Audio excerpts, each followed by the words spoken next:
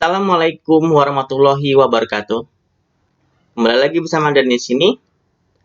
Hari ini kita akan membahas latihan soal uji kompetensi bab 2 untuk kelas 12 OTKP dengan mata pelajaran kepegawaian. Mari kita simak baik-baik.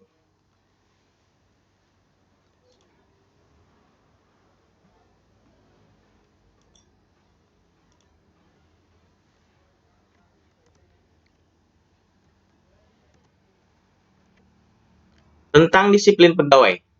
B. Soal esai. Jelaskan yang dimaksud dengan peraturan. Jawabannya adalah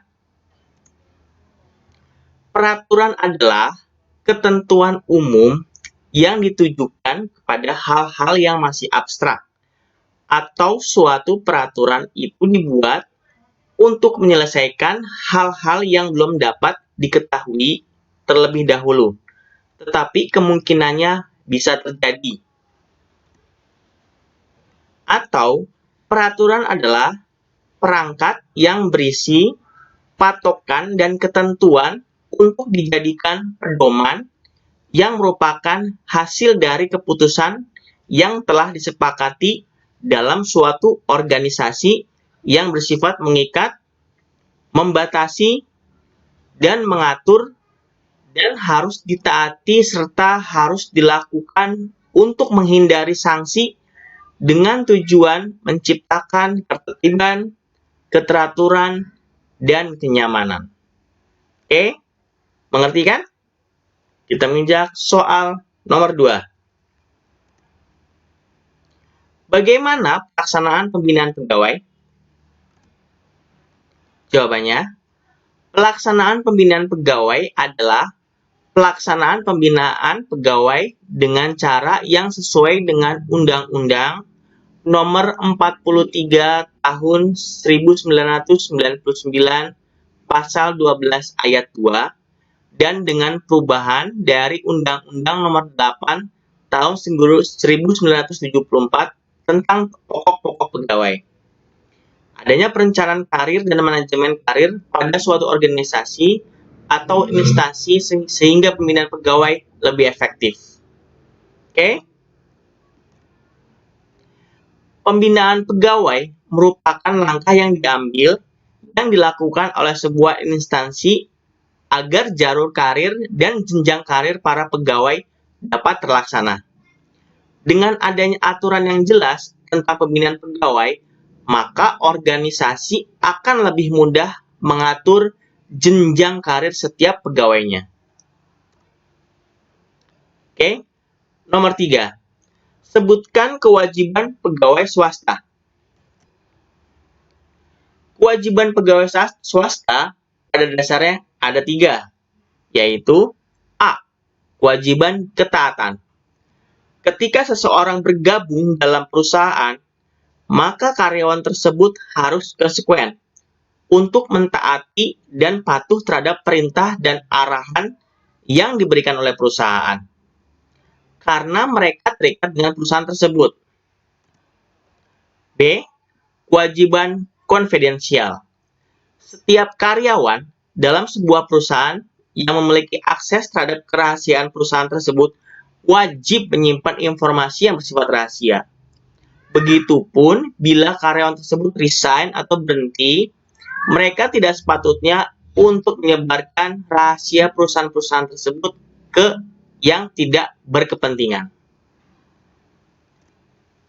C. Kewajiban loyalitas.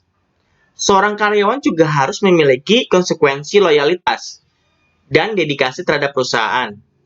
Karyawan tersebut harus mendukung apa yang menjadi visi dan misi perusahaan tersebut.